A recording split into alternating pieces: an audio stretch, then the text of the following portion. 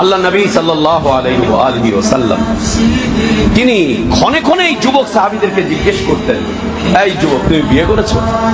এই তুমি বিয়ে করেছো? ক্ষণে ক্ষণে জিজ্ঞেস করতেন, যুবক দেখলেই জিজ্ঞেস করতেন।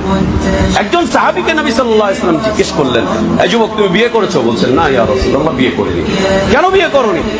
তোমার বিয়ে করার মতো যোগ্যতা নেই, মাল সম্পদ নেই? বিয়ে করার যোগ্যতা নেই, মাল সম্পদ নেই? জি হ্যাঁ ইয়া রাসূলুল্লাহ, আছে, সব আছে, তারপরেও বিয়ে করোনি কেন?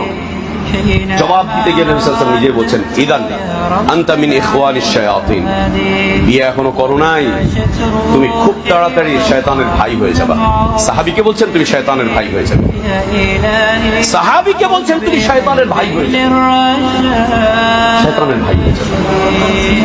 মাঝে মাঝে বিভিন্ন যুবকদেরকে বসে বিয়ে করবা না, বিয়ে করছো, আব্বা এখনো রাজি হইতেছে না। মাশাআল্লাহ, তোমার বাপ রাজি হবে তোমার বাপের বিয়ের ক্ষেত্রে, তোমার বাপ রাজি হচ্ছে না, বাপ বিয়ে করবে না, তোমার সাথে তোমার বাপের সম্পর্ক, আব্বা এখনো রাজি হইতেছে না। আর কি বিয়ে করো নাই কেন? ভাই আগের সিরিয়াল বাকি আছে, বড় ভাই এখনো 42 বছরের শিশু, উনি এখনো বিয়ে করেন নাই, তাই আমার সিরিয়ালটা আসছে না, তাই মাশাআল্লাহ জিনা করছে, ব্যভিচার করছে, বিয়ে করছে না, জিনা করছে, ব্যভিচার করছে।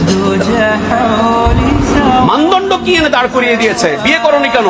ভাই আরেকটু প্রতিষ্ঠিত হয়নি। মাশাআল্লাহ, তুমি অপ্রতিষ্ঠিত আছো দুনিয়াতে, বিয়ে করছো না কেন? নিজের পায়ে দাঁড়াও, তারপরে বিয়ে করবা। ও কি কুকুর বিড়ালের পানি দাঁড়িয়ে আছে নাকি? ওকে আল্লাহ দুটি পা দেয়নি, দেননি, কি নিয়ে ও দাঁড়িয়ে আছে?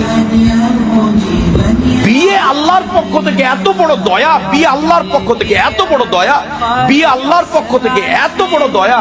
আল্লাহ তাবারক ওয়া তাআলা বলছেন, তোমরা মানদণ্ডের উপরে বিয়ে শাদী করো।